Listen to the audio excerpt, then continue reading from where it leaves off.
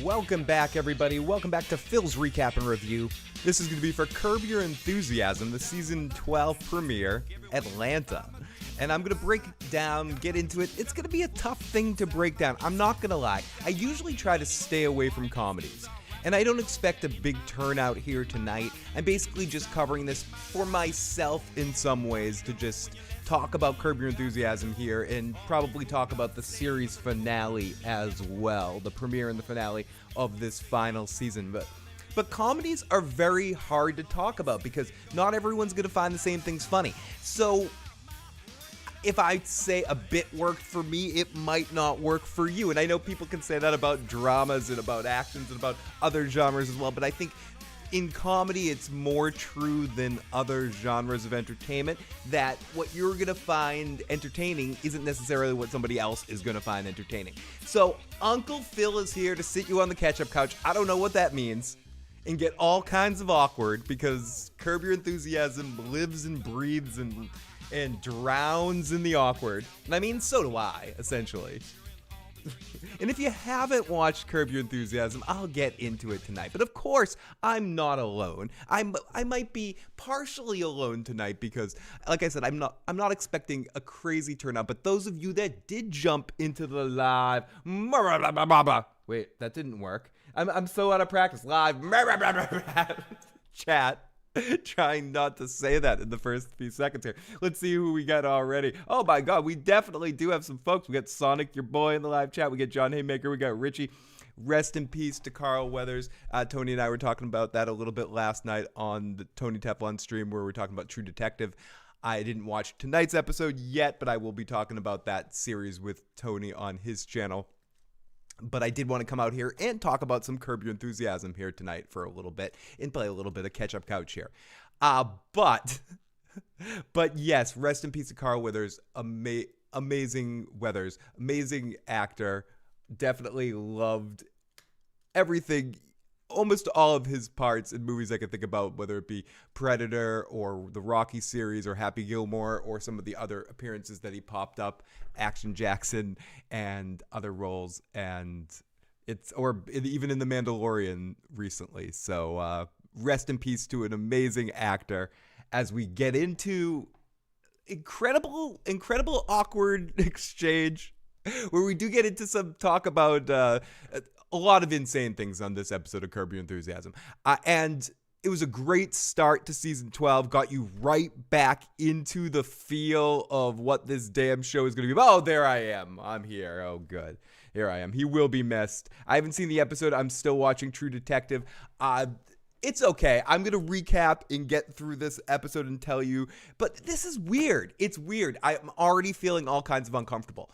Because it's hard. I'm gonna tell you about a bit. Let's look into my notes here and have a glance. But it's a hard thing to kind of talk about. I guess what I'm gonna do is talk about each section of the episode, each scene, which seemed a little bit more scripted than some seasons of Curb seem a little bit more scripted to the direction of the season that they're trying to do.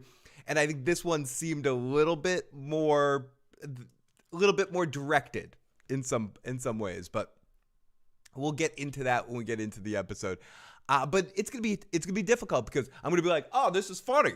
Oh, I found this shit funny. Let me blah blah blah blah. You'd be like, listen, Phil, I didn't find that crap funny. This is stupid. But yes, don't watch the show, but it just popped in for. Thank you, Sonic, your boy. Thank you for popping in for support. I know some of you guys might not even watch Curb, but you're like, you haven't been live in a while. What the hell's your problem? And it's tough when I don't necessarily have a particular show to talk about. So I've been looking for the next couple of shows. And Joe and I will be back in a couple of weeks. Just a mere couple of weeks to get back in the world of The Walking Goddamn Dead for the Rick Grimes series. So I also wanted to come out here on Sundays to say that Joe and I will be back on Sundays. I think it's February 25th, whatever the Sunday is around the February, the 20-something. The Walking Dead is back for 6 episodes of the Rick Grimes series, and Joe and I will be recapping each episode, and then we'll also be getting back to Invincible when that comes back, I believe, in March.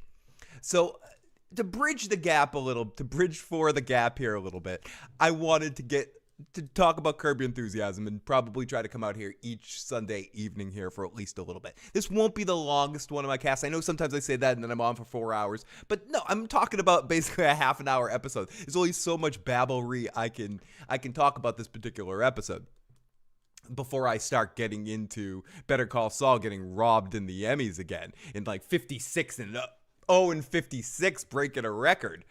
I mean, I guess it's in good company with The Wire as two of the greatest shows of all time that never got the love that they deserved in award season. But who gives a flying burger chunks of poop? I don't. But it doesn't matter. I still want Larry David on the case, basically. Oh, we got Kelly Johnson with a super chat donation. Kelly, super motherfucking chat. That's because you're a super chatter. Thank you so much for that super chat donation, Kelly. The unusual suspects must reunite and conquer. I know, or I'm hoping that once House of the Dragon comes back, we'll be able to get Bridge on again. Yeah, the Sundays are going to be fun. It's going to be interesting to get with Joe and talk about and play some catch up with the Walking Dead universe and be honest about this Rick Grimes series that's coming here. And Joe and I also have to play catch up about some casting news for season 2 of The Last of Us. We might do that the week before we start The Walking Dead as a preview for The Walking Dead and talking about that stuff, as I know Joe will want to have his reaction to some of the casting notice from that season. So, Jesse, it better be good. What are you doing? What are you doing? It better be pretty good. Phil, did you drop the dime on Killer Mike tonight? Would love Wire recap series. I would absolutely love to get into the Wire at some point in time and break down that series episode by episode. The next rewatch I do of it, I will do something with the Wire.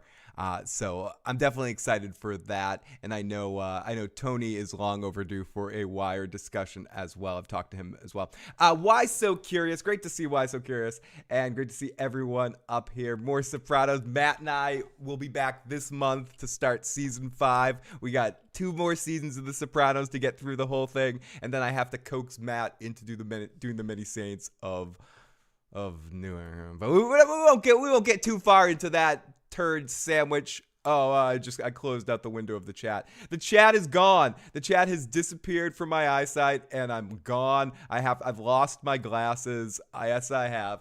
So let me get into this episode of Curb Your Enthusiasm a little bit.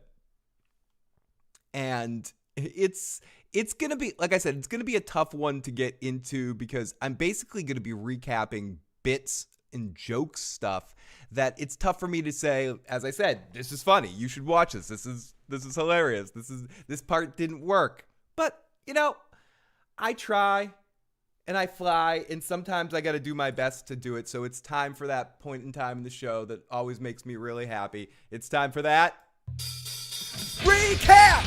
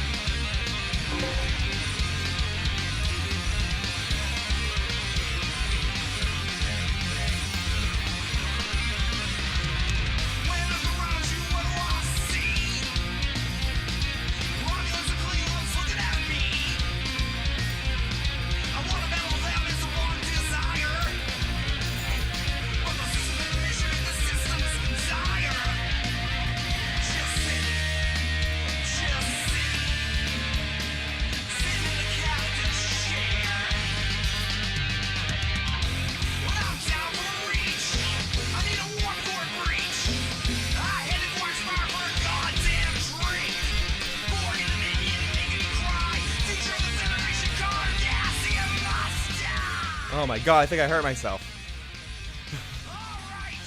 Pretty sure I did hurt myself, but that's okay. Yeah, I need to get my cardio in. Okay, let's get into this recap of this episode of Curb Your Enthusiasm. Andrew Lincoln is 50 years old. What is he, Roger Moore? He's the, what was that last James Bond movie Never dies, never say never, or never say die again, whatever it was called.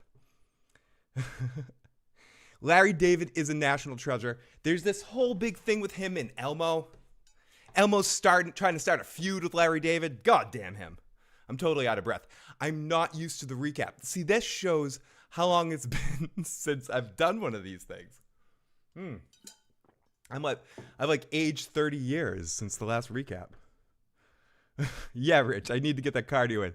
I need to settle. Kelly, I'll go grab my phone in a second. Thank you so much for that. Dude, that means more than you know. And okay, so let's get into this episode. The one thing I really do love about Curb is there's no last week on Curb Your Enthusiasm, Larry David. I mean, they kind of do that in the first few minutes of the episode.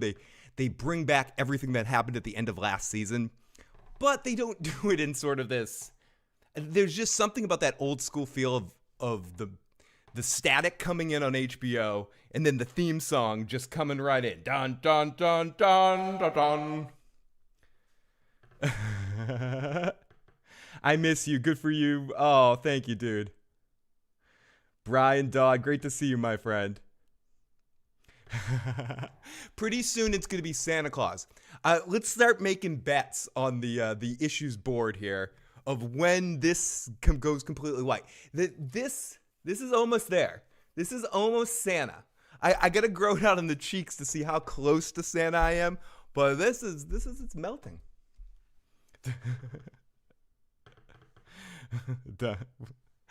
Okay, so we see the fallout from most of last season. Maria Sophia is a star on Young Larry. We get a quick Jimmy Kimmel cameo. This was our first bit of the episode. I wasn't the biggest fan of Maria Sophia last year, but that's the point. You're supposed to be annoyed by her, and she pulls that annoying off really well. And the whole Young Larry thing also being kind of like a fun slight to the Young Sheldon bullshit and all of that. But in the Young Rock and, well, whatever. So I don't mind it too much, but the first bit out was probably one of the worst ones of the episode. I just think, I mean, Larry was in the background a little bit.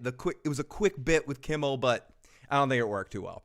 So we go off to the next part of the episode where we get Tracy Ullman playing this character. I'm blanking on the name of the character, but she's the character from last year, playing this annoying ass character.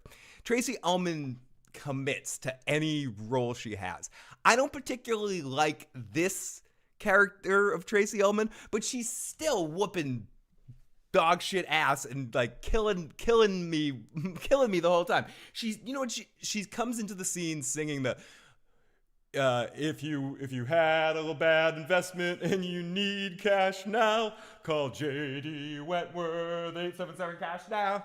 877 cash now. You know it. It's stuck in your head now too, or maybe it isn't. Maybe you've never heard it before, but if you grew up hearing that damn thing, it's stuck in your goddamn head. And she brings that shit into the scene, and it's so annoying. It's a song that doesn't end. It just blows up my goddamn head. So this is my point. We start the episode off with two characters that are supposed to annoy me, and it successfully annoys the living shit out of me. And you're supposed to be put inside Larry David's giant bald cranium. And when you're in his giant bald cranium, you're supposed to be annoyed with the world like he is. And they did a great job at starting the episode like that. And the J.D. Wentworth 877 fuck now. Yeah, the episode starts with the J.D. Wentworth song. Oh my goodness. What is this overview of Curb Your Enthusiasm in a small Tony nutshell? Okay, the overview of Curb Your Enthusiasm in a small Tony nutshell is it's the ongoing adventures of George Costanza. I mean, I think if I had an elevator pitch Curb Your Enthusiasm, that's how I view it, or at least when I first started watching it 27,000 years ago. The show's been on forever. I'm trying to remember when the first season aired. I should probably have that information in front of me. I gotta get my phone so I can look at Kelly's goddamn donation. Thank you, Kelly. I very much appreciate that. Oh, can I? Oh, wait, can I? I can do this, right?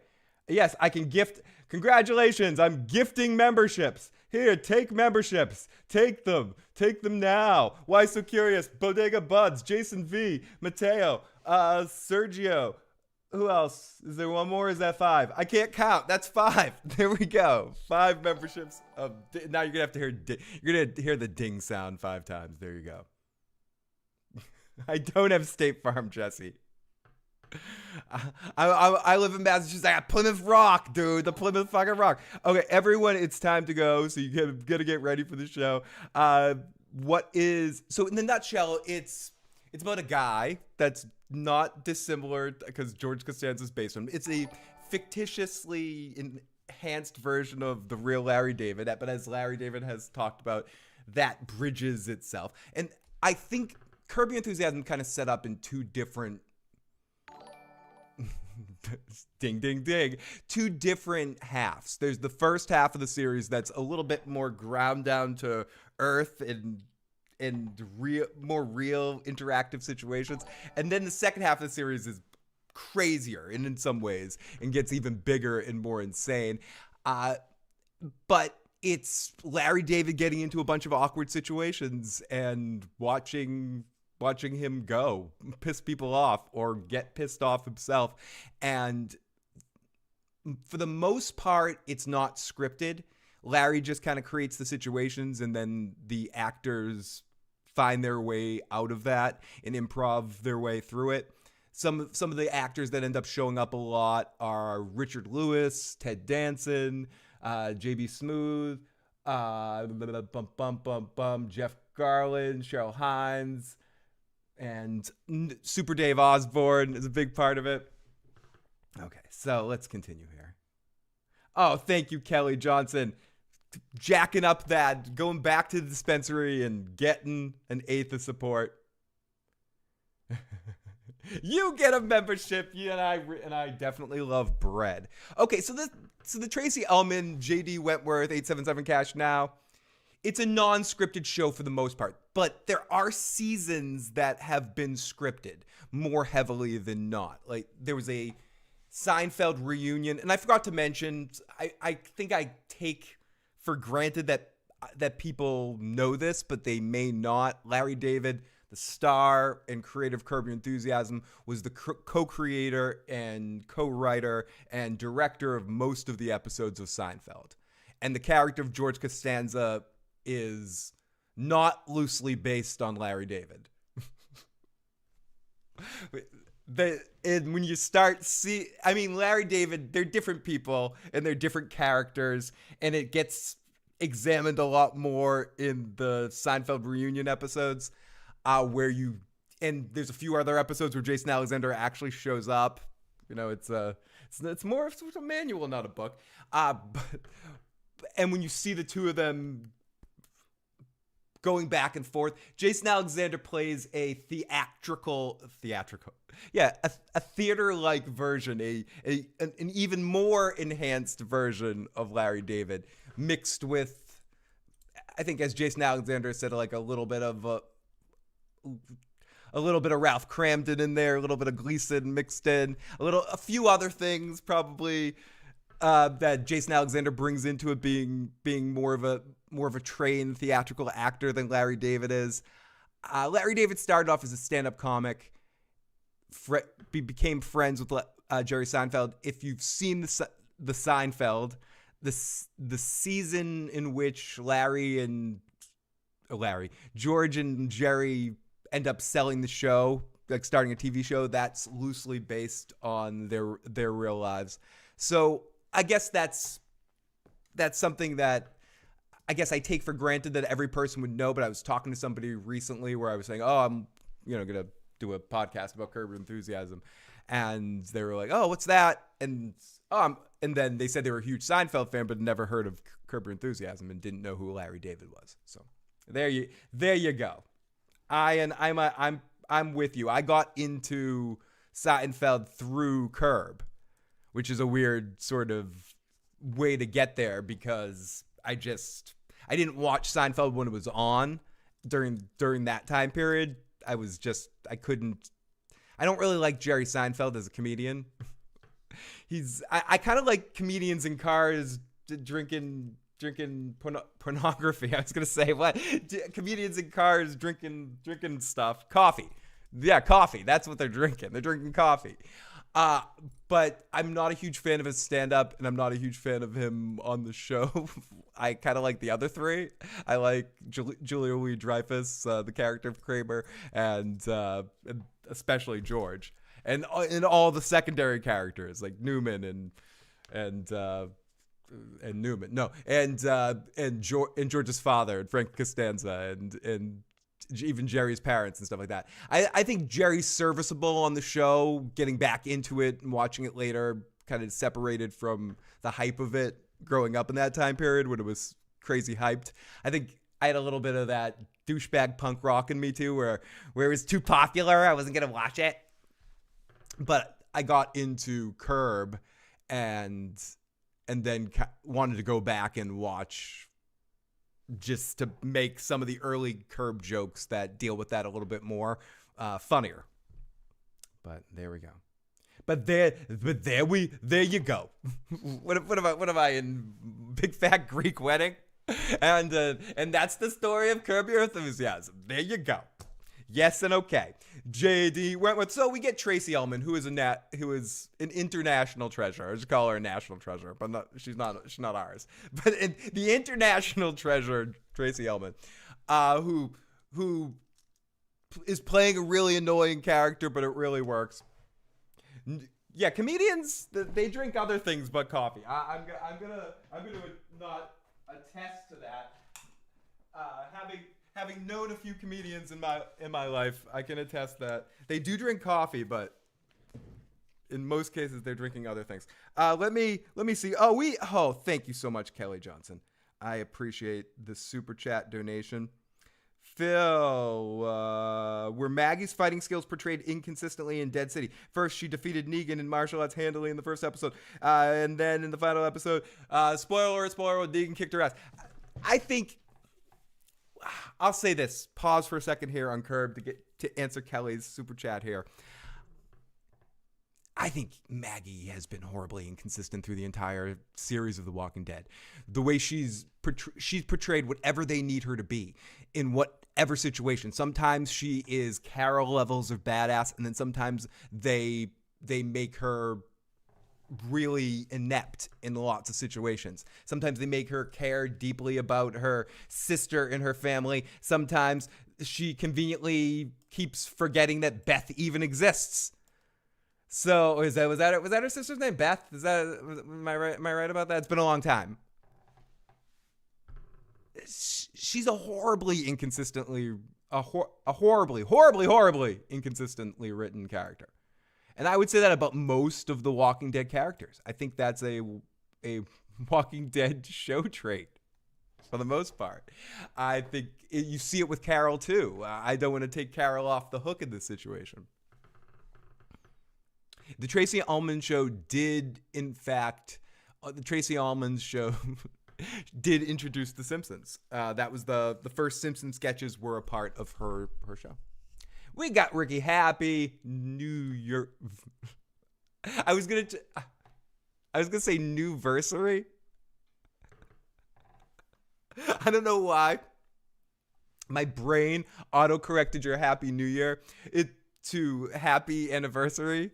I was gonna start singing the Flintstones. Happy anniversary, happy new versity, going to university. Oh, it should have ended. They ended the show so they could do goddamn spinoffs. Larry's not gonna. This is the thing.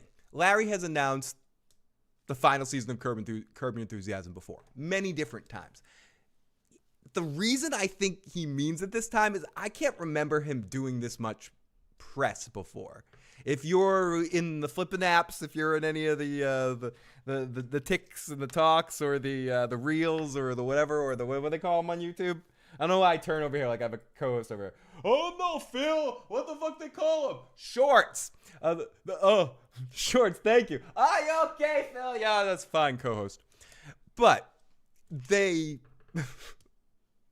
He's been all over it, and that's where I saw the whole Elmo thing, where Larry was on the freaking Today Show with that great crew, and he started choking Elmo, and then he went on Seth Meyers, and they were talking about it, and then he's been a bunch of different places, and you usually don't see Larry out and about with the people, so I do think he's kind of doing the final push, and yeah, so I believe him that this will be the final season. I don't think it's the final thing you'll see from Larry. He'll probably do a few movies like he did with Clear History that won't be quite as good as Curb, but I do think this might actually be the final season of Curb Your Enthusiasm. Yeah, the butt dial joke is 10 years too late. That being said, and we'll get to it. And I did write about the butt dial joke was out of date. Because, I mean, I still butt dial, but not as much as before. It was more of a thing with the slide phones for me, for whatever reason, some of the first generation smartphones. But the Siri conversation, I have that conversation with my phone every single goddamn day. He nailed that. I'll get to that later. That part completely had me laughing out loud when he's calling Siri the C word. I bet she will. I bet all the big ones will show up. You'll see Wanda show up. You'll see Richard. I think I've seen Richard in the previews. I expect everyone that has been on Curb at one point in time that could show up and had a good time will be back. Okay, so for the first scene with Tracy Ullman, I thought it was annoying. It was a little scripted for Curb, where we see that he has a 6-month. He promised his doctor 6 months that he'd stay in a relationship with her, and he has it circled on his calendar for 6 months. It does seem planny for Curb. We see him marking off the calendar. And then we get into the best bit of the entire episode, the fight Larry has with Siri. You stupid fucking moron! You C-word! You bunt cake! You bunt cake! He calls her bunt, and it's like, bunt cake? Could I make you a bunt cake? It was a well, again, might have been a little, other people may have done similar bits, but I thought it worked really well. And you got to see Larry at full anger mode. Then we get to a Curb 1.0 scene with Susie, Jeff, and Larry at a lunch talking about the crux of the episode. Larry's going to Atlanta to go perform or go be at a party. Some of the cast of young Larry, him and the main star there are going to a party to make an appearance. So we have this lunch where the waiter's mother has passed. This bit doesn't really go anywhere, but it's pretty hilarious and shows it's the Seinfeldian scene of the episode, so to speak, where we have them sitting, waiting for their lunch, and the three of them are just shit-talking each other, going back and forth, and then they don't really care that the waiter lost it. The waiter stops at a table as he's bringing their food out, who recently lost their mother, and they're bitching about how they can't complain about anything because he lost his mother. And then he stops at a table to get some condolences, and they start complaining that their food is getting cold, or to each other, that their food's getting cold. They can't deal with their food being cold because he's going to get condolences for too long. And then Larry just gets up and goes and grabs the tray out of the waiter's hand and takes it back to the table. And they go, oh, we weren't waiting for that. And we continue here. So then Jeff dyes his hair. I'm trying to think what else happens in that scene. And then we get back to Curb 2.0, where we get Larry and Leon talking about airports. And you can't surprise an old person. And this we get into the butt dial situation. And Jay JB kills it on another improv talking about you keep your phone in the front pocket, but then he goes, but then sometimes I dick dial people. And I thought that scene was really well. I think Larry and Leon's character, or those two, just have excellent chemistry, and pretty much any business that they deal with each other and they go back and forth with each other just really works. And it's pretty fucking hilarious. I could see Larry eventually coming back and doing a actual Young Larry's series at some point. That would not be surprised. I would not be surprised with that. Okay, so then they're actually waiting at the airport. Then here comes our star Maria with her dog, and the dog. I kept expecting the dog to shit somewhere, but it didn't. And Leon talks shit to the dog, which again is really hilarious. He's just like, you stupid fat dog. He starts calling the dog a fat shit. So then we get to Larry and the cleaning lady, and this is one of those moments that I kind of feel myself in Larry David's shoes, because I always feel awkward when I'm in hotel rooms and I'm leaving the place too messy. But the housekeeper comes in and sees that Larry has all his clothes. It's basically a regular hotel room. Everything's scattered everywhere. And she kind of eye rolls him and walks out. And he starts freaking out and going all, this is probably his biggest George Costanza moment where he's just babbling. He's like, it's just a hotel room. I'm sorry. Blah, blah, blah, blah. He starts really kind of going up and down and losing his mind on that shit. So then we get a Curb Your Enthusiasm music cue. Larry and Maria show up at Leon's aunt's house, and we see a picture of Leon in high school, and he goes, I had the high APA in high school, ass tapping average. Thought that was a funny line. And they're gonna have some lunch, and Larry and Maria grabs the glasses off of Larry and hands it to somebody or stretches them out. And this is, again, classic kind of Curb thing where someone steals his glasses, which is really ridiculous. He gets his glasses back, they fall off. They've been stretched out. He gets this whole complaining about, how he has a small head, she has a big head. And she loans him these other glasses that everyone's like, oh, they look okay. And he turns over to Leon, how do I look? You look fucking ridiculous.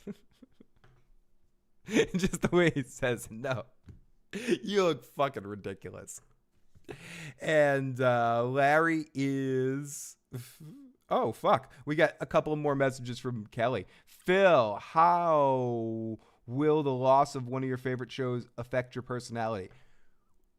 You mean this show in particular? This show has ended in so many ways, so many different times. I never expected any of these last 3 seasons. 4 seasons. There's so many times where I thought, okay, this is the last of Curb we're going to get. So the fact that this show is ending, I'm happy. I want it to end when it's still funny to me, and it's still funny to me. The last couple of seasons have been freaking hilarious. And I'm happy. It's the right time for this show to end. As long as Larry comes back and does shit. Not young Larry. Phil, Action Jackson was the biggest role, and I thought he would become a big action star, but it never happened other than Predator. He didn't. His biggest roles were some of his early roles in Rocky. Was probably his biggest sort of star-making role. He was always a fixture, but never got that franchise role that he needed. Action Jackson should have been that vehicle. He probably should have gotten some other opportunities as well. I think The Mandalorian would have been that thing later in life. As he would have been able to play that role in Star Wars stuff forever. He talks about that. Look that up, John Haymaker. You could find a bit where where he addresses the crypto scam. Do some Googling. I always wear contacts because I don't like wearing glasses. I am getting blinder as I'm becoming more decrepit day by day. And when that day comes that I'm completely blind, I would like to think I would go the contact route, but I'm freaked out. I've seen too many horror movies where they put weird things in people's eyes, like, is it scanners or something? Whatever. Or just, so I'm horrified about the idea of putting one of those things on my eye, but I mean, that's probably the way to go. We were talking about Rocky fucked that up. Rocky threw if Rocky just threw in that damn towel, and maybe Apollo Creed was injured beyond belief but not dead, like got put in a wheelchair or something like that.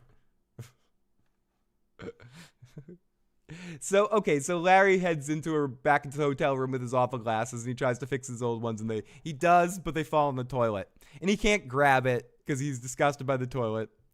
And he goes to the housekeeper who hates him, and he's like, I got a hypothetical. Is it your job to go into the bathroom if a guest drops his glasses in the bathroom and go get them? Asking for a friend. Not for real. And she just leaves. Gives him rubber gloves and says, do it your fucking self. So they show up at this party, at this guy Mike's party, and this is just a fucking shit show. Anytime you put Larry David in a party, it's going to go wrong. You needed to have one more of this scene like this. This reminded me a lot from beginning to end of an early season Curb Your Enthusiasm episode. You have a weird restaurant scene with the three of them, with Susie, Jeff, and Larry bitching about something. You have Larry going on some adventure to a party or an event where he screws stuff up. It reminded me a little bit of the porno Gil episode at times, in sort of a setup where Larry's forced into a social situation and just pisses somebody off to the nth degree. But I forgot to mention that earlier in the episode, you find out that this contract that he has to have an appearance at this party says he needs to be cordial. He needs to be in good spirits, a good person. Jeffrey Townsend, I'm wondering how he's going to end it. And considering the backlash that the Seinfeld finale has and how much there is a ongoing joke on the series of Curb Your Enthusiasm that Larry David likes the ending of Seinfeld and thinks everyone's crazy for not liking it, I could totally see him ending with the series will end with Larry being on trial for unknowingly breaking the law of making fun of a fat guy being mugged.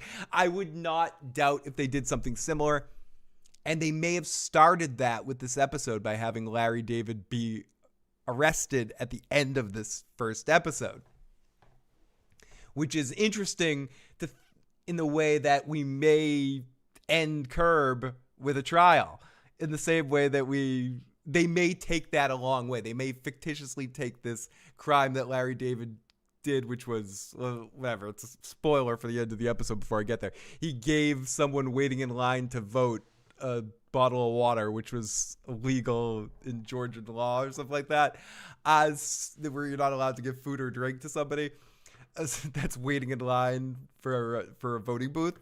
So he gets taken into custody. So I wouldn't be surprised if that court thing, or that whatever that is, a ongoing plot line through the entire season of Curb Your Enthusiasm, and then it all ends in some court case. But who knows? Just as a fuck you for the people that hate the Seinfeld ending.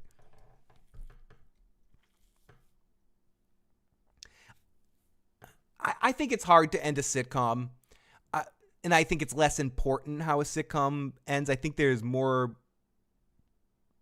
sitcoms that I can say that actually have good endings that I enjoy. Most of them I feel somewhat disappointed, because you take a show that is static in some ways and you have to end it in a grandiose way. I think Cheers handled it probably the best, because you did some character development with the main character, so a lot of it had to do with Sam's thoughts, and I don't know. I think this is a different episode that I should do, where I just talk about series finales. But I don't think Seinfeld botched it in the way, say, something like How I Met Your Mother did. I don't particularly love those episodes, the final ones. I don't think they're the best of the series by any shadow of the imagination. But I don't think that ending ruins the series if you're a fan of the series, because it doesn't really matter. The storyline of it intentionally didn't matter. So who cares what happens, essentially? It doesn't change the fact that I still want to hear George Costanza say the speech about the whale, the marine biologist speech again. I can watch that over and over again. But some shows had that deal with more character progression, like something like How I Met Your Mother, and really botch that ending, make it so I can't go back and watch that damn show. And I liked it. Larry goes to prison for texting and driving. Ends with Larry in the shower like Dallas. Ends with Larry shaking a snow globe. Wouldn't it be great if the final episode of Curb just has Larry in a bunch of situations like that, recreating a bunch of old season finales that people were upset about or were controversial? It's just like a series of one acts, the final episode. Like the Curb story essentially ends in episode 9, and then our episode 10 is just this... just Larry doing this, him in a bunch of series finales. That'd be great. I'd like that. So the gist of this whole scene that they're in at this party is the wife of the guy who owned, or friend of the guy that ran the place, is named Brooke, and he calls her Brookie, and Larry... but says, Larry, don't call her Brookie. Only her real close friends call her Brookie. You call her Brooke. Then they finally meet each other later in the episode. And she's like, hi, I'm Brooke. And Larry says, I got to ask about the whole Brookie thing. And calls her Brookie. And she's like, don't call me Brookie. And then it gets into a classic Curb back and forth with the two of them, getting going back and forth. And then someone else comes over. And Larry goes and calls her Brookie. Gets away with it. And Larry goes, how long have you known her? And he's like, I just met her one other time at a dinner party. And then that just sets Larry off to the next level where he has to engage again and goes, oh, so it's not really we got to talk about this Brookie rule. And she's like, there isn't a rule. Oh, you're right, it's not a rule. It's a rule for nobody else but me. I can't call you Brookie. And he confronts her, and it turns into this big crazy confrontation situation, which is fucking amazing. And then the whole party ends with Larry saying goodbye in the most awkward fashion known to man. So Larry gets back to the hotel, dog slobbers on his pants. He goes to clean his pants off, and $10 bill falls in the toilet. And I forgot to mention, he also told the housekeeper that he would give her a tip at some point in time. That would be a good one too. Curb cuts to the black like The Sopranos. John Haymaker, How I Met Your Mother. It's tough for me to recommend it when it ends badly, but there are so many good episodes, especially in the first half of the series. Larry in the Oz prison. Larry pushes someone over the edge. Larry has his rosebud. I could see Larry in so many end situations. And I think that would be what I'd like to see Larry David do after Curb. Some sort of variety show or something. Like bring back when Lucille Ball or Jackie Gleason would do their variety shows every once in a while. So you could do a couple of bits, maybe do a Seinfeld bit and do a Curb bit and do some stuff, some sort of edited together once or twice a year special of some sort. Okay, so Larry ends up dropping the $10 in there. We also find out at one point in time, I can't remember if I passed it already, that the housekeeper is the employee of the month because it's her last month there and she's retiring. So Larry's like, oh, that's why she's acting like she doesn't give a hell. Goddamn. So we find out from Jeff, who calls Larry, that the dude doesn't want to pay Larry. And Larry shows up at the office and he's like, what the hell? You're not going to pay me? And they have this whole back and forth. Was it cordial? You're not cordial. I was cordial. They go back and forth. And this is where Larry kind of says everything that you've seen in the trailer for this particular season. He's like, the guy goes, you should be disappointed in yourself. I'm always disappointed in myself. I've expected more from myself my entire life. I've ruined every party I go to. I've done the best in my life. I love this line because I know I'm smiling. People think, I relate to this line of Larry David. This is why I love you guys almost more than people I meet in my everyday life, because you guys are special and wonderful. No, he says, I've done the best interacting with people for somebody that hates people. Something to that effect. We've got the Walking David in the live mother frickin' chat. Walking David, love you, buddy. Great to see you. Thank you so much for popping on here to say hi to our friends. We got some more channel members getting gifted here. We got Christian, we got Paul, we got Kenji, we got Kevin, we've got Lauren. Congratulations. You've been gifted the You've been gifted this February's Gift of the Month. We appreciate your support for watching this live stream. Thank you. If you have any questions, I'm trying to do the company man voices. Is that the guy's name? But great to see The Walking David. Make sure you check out The Walking David all over the place, wherever he does his Walking David stuff. You can check it out on TikTok. I don't know why I was good. I don't know why I have to sound like old man Dave Letterman. It's like, the tick and the talk. Was I really going to say that? But you can also find David out there making movies, making love, tra-la-la-la-la. And I'm doing the Russell Crowe. Making movies, drinking booze, tra-la-la-la-la. You all get a fill. You get a fill. You get a fill. I love my friend David. Hopefully we'll be able to get David on with Joe and I talking about this Rick Grimes series when a couple weeks from now. Getting back into it. One more upon the breach, David. Another Walking Dead series. More Rick Grimes for you to dig into. I'm excited, and I hope you are too. And Joe and I are both very pumped and jacked. Was I really to say that? Joe and I are pumped and jacked. Oh yeah, Issues Madness is gonna rule the world. Oh yeah. So hopefully we'll get some David to join Joe and I. Okay, so Larry was not cordial. He hates people. Perfect. Sword in hand. And more axe. And we've got David's ox. Here we go. And my sword. And my axe. And my whip. Okay. I was trying to do a Simon Belmont there. The walking enthusiasm is going to be amazing. I'm excited for it. Okay, so then we go into the hotel room, and the cleaning lady finds the cash in the toilet, and she freaks out. She's like, fuck this. It's my last day at work.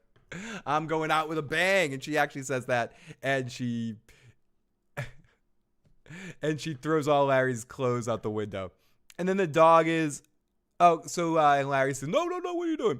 Okay, so then we see Larry and our star, I'm always blanking on her name, in the airport heading out. And she's like, are you getting paid? And he's like, yep, I'm getting paid. He's on the phone with the dude kissing his ass.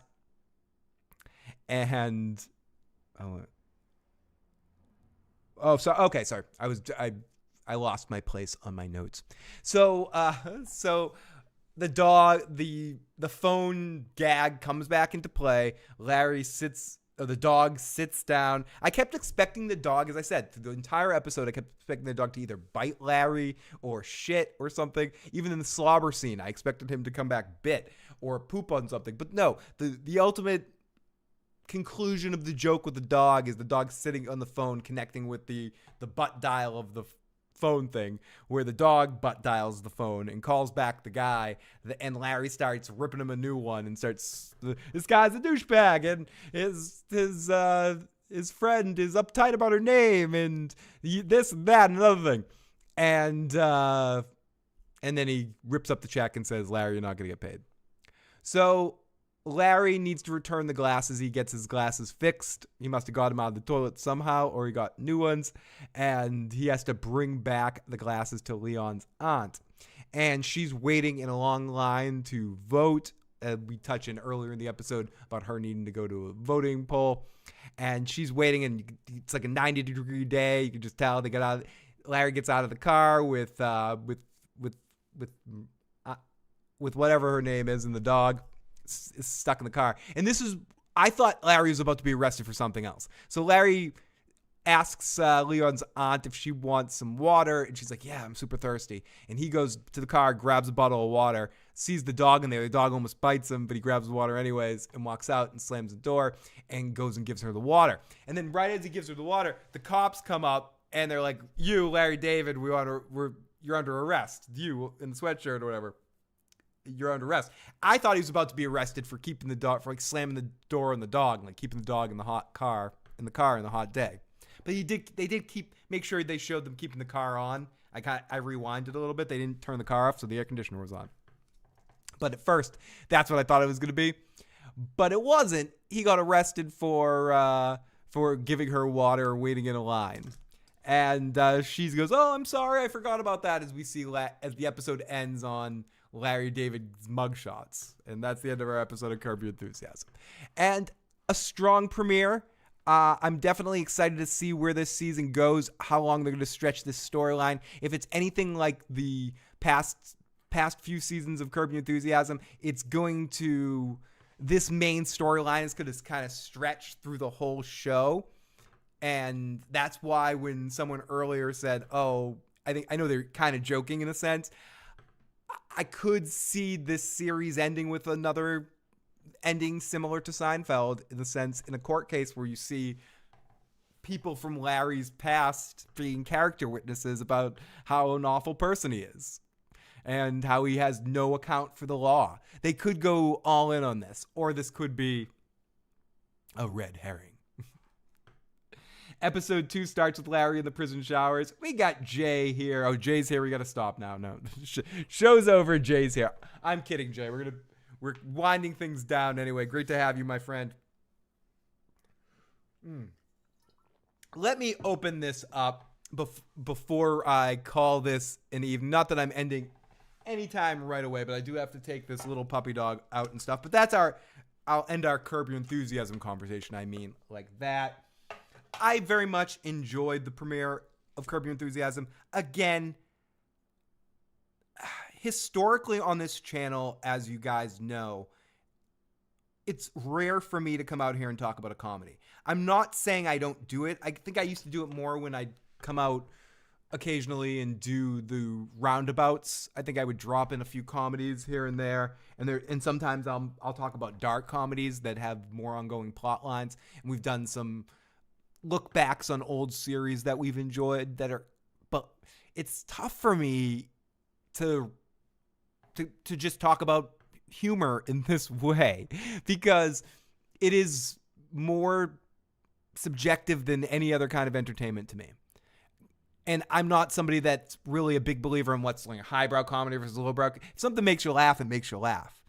You know, if a fart joke is funny, a fart joke is funny. If an American Vandal, the dick joke over and over again is a fucking hilarious joke. Jokes that work are great for me. And I could sit here and analyze comedy and comedians and do all of that. But there is a degree of that is completely my opinion versus somebody else's opinion. One, even more so than what I guess I feel about a drama series, where I do think there's a good acting, good stuff. It's more of an easier point system to rank. And I'll often say, I like some shitty shows. The minute I end this series and this show tonight, I'm going to take the dog out and go sit down on the couch and watch season 4 of 24 that I'm near the end of it. It's horrible. It's horrible. It's entertaining. I'm entertained by Jack Bauer and all of his business, but it's not a good show. Same with Heroes or Lost in some ways. Those aren't necessarily always good shows. Season 1 of Lost is great, but not all of Lost is great, but I enjoy it all the way through. I enjoy trashy reality shows sometimes too. I enjoy some dramas that aren't very good because they have actors in them I like, or there's certain storylines within the story that become captivating to me, or sunk cost fallacy, and I've watched a show so long I kind of follow my way through it. It's a lot of CW shows that I watch. The 90210 reboot show that was on with Annalene McCord and what's her name from Degrassi and a couple of other people. There's bad shows that I enjoy, but I know and I'm rational that they're crap.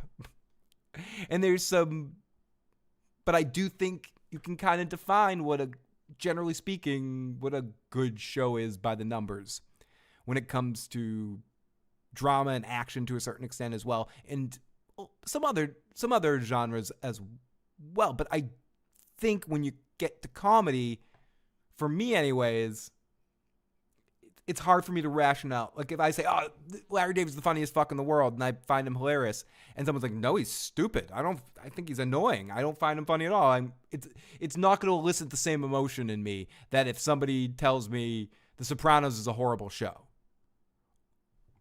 or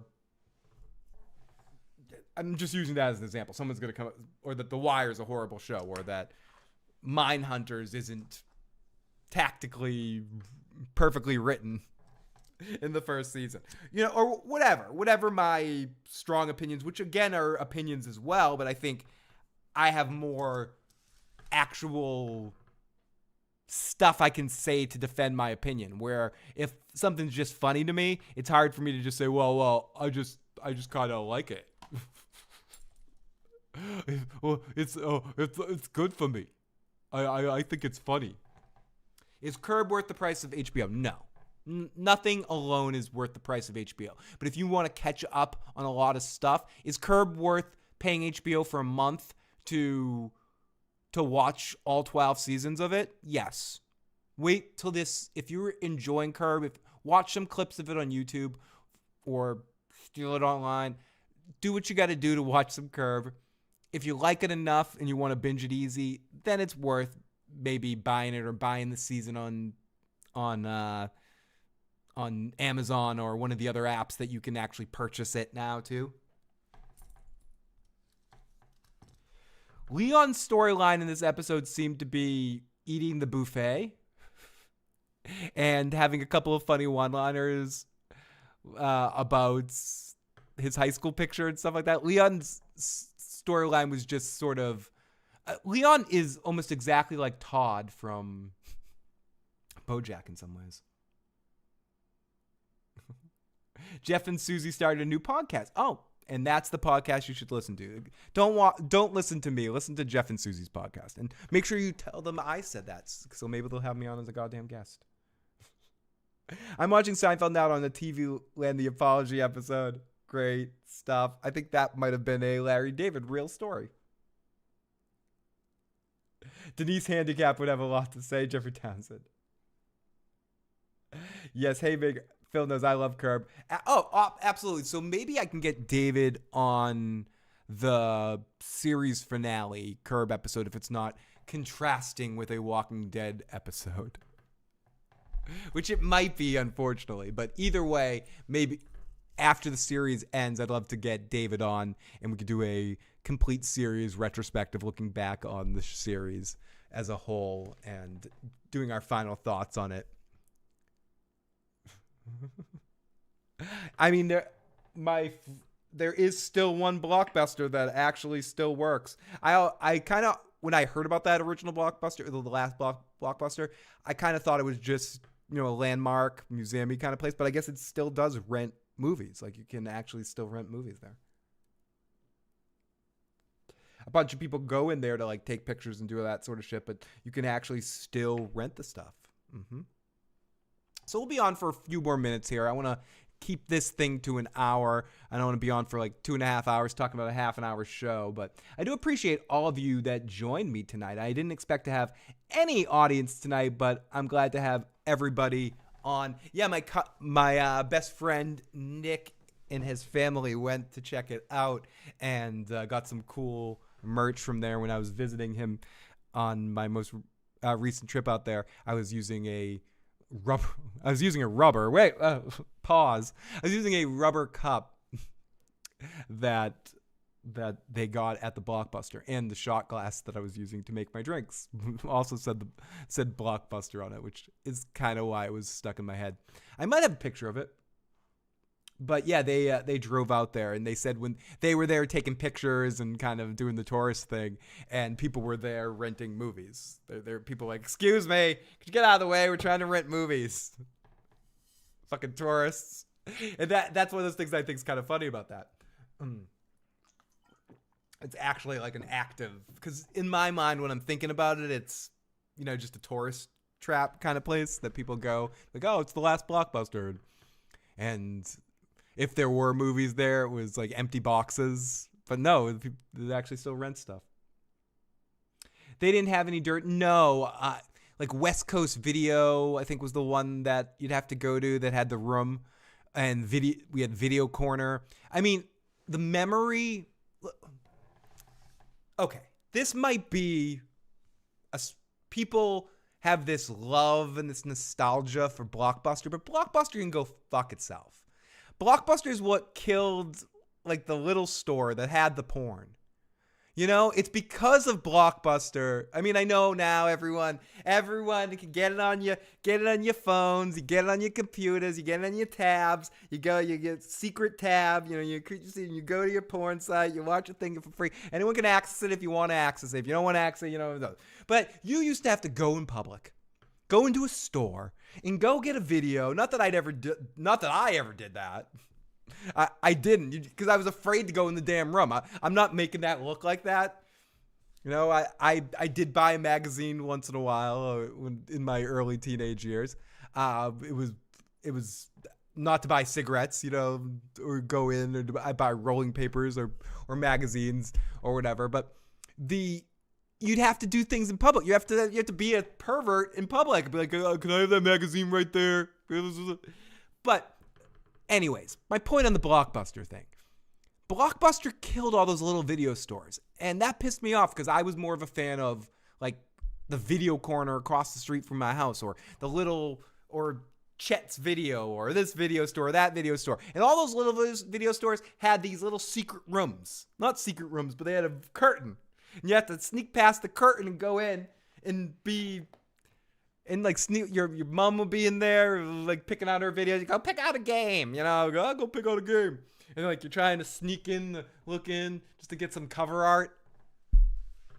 Yeah, it was tough times, you know. I had to walk to school in 10 feet of snow just to get a porno magazine.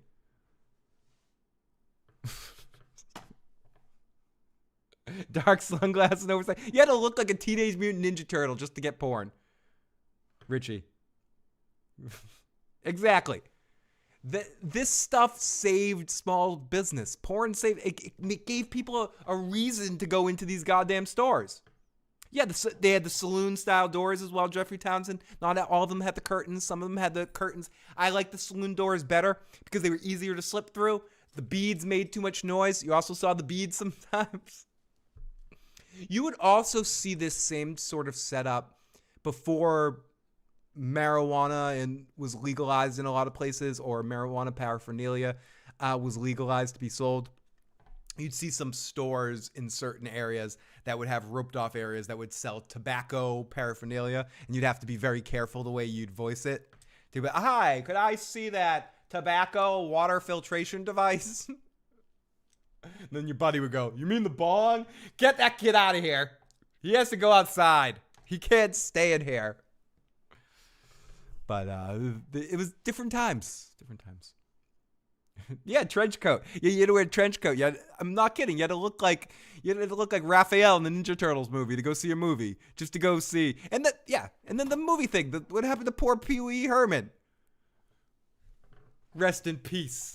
His dirty ass. He just wanted to masturbate in a porn. Now that's just like people in the morning and go in the bathroom, number 1, number 2, and they go back to bed for number 3.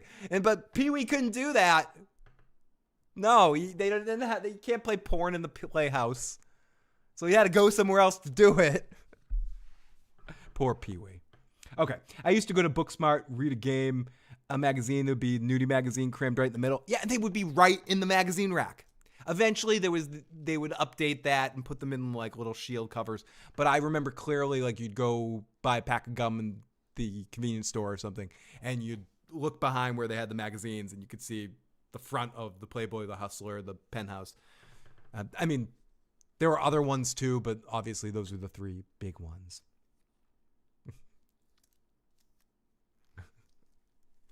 It's just about Jesse. God damn it. It's the national pastime right now. Okay, so John Haymaker, you have to wear glasses with fake nose mustache. Yeah, you got to get the whole Groucho Marx thing. This is the craziest thing I ever saw. I always bought milk and Snickers bar besides. Yeah, it's like the old shoplifting thing. You know, you got to buy something when you shoplift. Just, I'll go take this and this. And hi, can I buy this 25-cent pack of gum? That's what I heard. I mean, I never fractured occasional laws when I was a child. It was the Ninja Turtles. First porn I saw, I was tricked. My homeboy said he had unseen Ninja Turtles episode. It was not the Ninja Turtles episode. It wasn't the first one, but the first time I thought I knew of like a real movie being satirized by porn. I don't want to tell it. There's a lot of stories I could tell right now where I got desensitized to it at a very early age because one of my mother's side jobs was owning an exotic gift basket company. So we had basically a porn room at my house and all that sort of stuff. And I used to hand out like vibrators and penis pasta and boob pasta and ice molds and help her in deliveries and stuff. And then I got suspended from elementary school for selling porno magazines to kids because I stole my stepfather's stash. I was early in the sense of being desensitized by it, but the first time I never knew about like porn movies that like that were Titanic penis, Pulp Dick, Pulp Fiction, movies that were satirized puns on real movies. And my cousin Alan, we were all hanging out, doing hippie activities, hanging out on a cold winter's day. And we sent Alan to the Blockbuster, the West Coast video store, to rent some videos for us for the evening. And we told him to get a comedy and some lighthearted stuff. Dude comes home with Caligula. And he also came home. He's like, okay. And what else? He came out with like one of the Faces of Death movies. And then the last one he came back with was, he's like, okay, guys, to be nice, I came back with a Friday the 13th movie. And it was a Friday the 13th, a nude beginning. And I was shocked. It was not a movie about Jason killing kids at the camp. In this movie, Jason did other things. It was the antithesis of the Jason character, and it pissed me off. It did. The Joe Dirty Locks inside my head started screaming about the plot not making sense because Jason shouldn't be doing that with the kids. He should be killing them. It made me angry. Game of Bones, yep. Porn movie theaters stopped existing because suburban areas made that law so they can't exist in there. Well, I guess it makes sense now. I used to go to this place. My mother and stepfather used to bring me to this restaurant, The Gate in the Combat Zone in Boston. Then we'd walk to the Combat Zone on Friday and Saturday evenings, late night hours. I'm talking about like 2 to 3, 4 in the morning and stuff. So I guess I was around that stuff so much early on. It doesn't seem as, I'm the prime example why you don't want kids around it, right? There's the poster boy right here. You don't want your kids like me. So I think you've done the right thing keeping them out of communities. That's my point there. My point isn't that it was fun. That I had a good time. And I knew not to go in there, and I didn't really want to go in there. But I was like, oh yeah, there's that. Come and pat the pussy. What was that place called? I forget what the name of the place was, but I was walking down when I was in Vegas a couple weeks ago. I was walking down the street and is it Octopussy or something like that? And then there's a big sign on the door that says "Enter the Puss." So it's fucking hilarious. I know this podcast, this Curb Your Enthusiasm show has just turned into Rule 34 of the show. But I should probably start to I'm having such a good time, but I should probably start to wrap things up here. And thank all of you for joining me tonight. Yeah, the VCR killed the porn theater, and then the internet killed everything. Killed media in general. Killed hard media in general. Hard. Why does that seem dirty? I didn't mean that dirty, but considering the discussion that we've just been having, yeah. I'm out of practice. It's hard to talk. Considering the conversations that we've just been having, if I say the word hard, it seems I should change my language up to difficult. I should make it less difficult for myself. Oh, we've got another wonderful super chat donation from the amazing Kelly Johnson. Phil, break down why Benjamin Lafayette motherfucking Sisko is the greatest of all the Starfleet captains. Number one, why he's the best. He's the most tactical in his assault structure. He knows battle better than them all. When you actually see him, he fought through a war. He lived through the Borg attack, and not many people can say they did that. And he lived through that attack while going chasing after his wife. I know he was dragged out of that situation, kicking and screaming, but for his service and everything, you see him on a small, underpowered ship like the Defiant, going all through all those situations and keeping himself in control. Not to mention, I mean, you could argue that Janeway dealt with a lot of stuff too, but Janeway dealt in a situation where everyone was agreeing with her, and she didn't have to necessarily deal with a lot of conflict, just a lot of new situations, and had a crew that was very much by her side. The Deep Space Nine situation was a much more complex, difficult situation for somebody to have to deal with. So Sisko going through all of that and growing and learning and addressing every concern truly was a leader that would do anything in any situation. And beyond all of that motherfucking shit, he could kick all of their asses in a fight. And beyond all that other shit, he's a goddamn god. He's half wormhole alien, which gives him this extra special skill, brain power, ability, in a sense, or to be able to tap into that nuclear option of using the wormhole as a skill to trap people and use the aliens as part of his whole game. I could go on, too. He understands the past more than other captains can. It's like in the episode where him and Jake fly like those original starships, like the sailed ones. And he cooks a mean gumbo. And he fucking punched Q in the face. I mean, come on. Picard never did that. I mean, and we've seen him in the sense of what he did with the Bajoran people in the First Contact situation. As much as Picard gets touted for his ambassadorial skills, I'd rather party and hang with Sisko. Look at how he bonded with the Klingons like no other Starfleet person ever has in the world. His relationship with Martok and his ability to sort of connect with all of the different cultures in the Star Trek universe, in a sense, with no objections and blocks other than his rational hate for Vulcans and their cocky douchebag nature. Other than that, which I fully agree with him, green-blooded Vulcan motherfuckers. Okay. The Sisko. Phil, any news on the next season of From? I know they're filming it right now, and we're hoping that I'm hoping that the show airs by next fall. Summer, I think, would be pushing it. I'm guessing we're going to get it in September, October for the fall premiere type stuff. But who knows? We could get it sooner.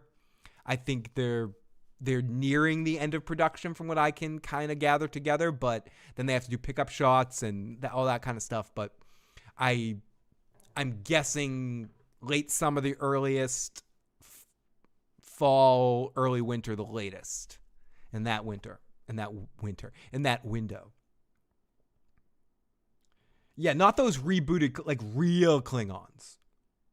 New show Federation versus the Empire Star Wars. Okay. I think this might be a case of when we get into Game of Thrones versus Lord of the Rings characters, and even George will be like, yeah, Aragorn would rip him in half. He's like double the size, man. I think the technology that they have in Star Wars world is far ahead of Star Trek technology. So it would be hard for me to not think that the Empire with, those big Star Cruiser things wouldn't be able to destroy a fleet of the Federation stuff. That being said, never count out the Federation, but I think the technology is a bit further ahead, but maybe I'm wrong, and actually, Phil, it's the other way around. That's my immediate spit take on it, and I'm a Trek person first and foremost, so I don't think the Federation stands a chance. I think the Empire fucks them up. They're no cowards like the Dominion. The Empire is gonna do unlimited power and zap all those motherfuckers dead. That's my thing. Shut up. I'm not going to say that, Iron Throne. Stop trying to trick me in the Ron Burgundy trick. I haven't had anything to drink tonight yet. Woo. Vodka. But I guess on that note, I love you guys. You've been awesome tonight. Thank you so much for joining me. I will be back next Sunday for something. I'll also be back one night this week, I think, over on Teflon TV. I'm playing the rock and roll music. You might see me pop up for a test on a Tuesday evening it's my rock and roll band comes over and jams on Tuesday nights, and we are going to eventually at some point do a live show on the channel here. As sort of a test for live streaming shows, and you guys are going to be my guinea pigs to tell me how much it sucks, or no, just to kind of tell me more of the sound mix and make sure the sound mix sounds okay.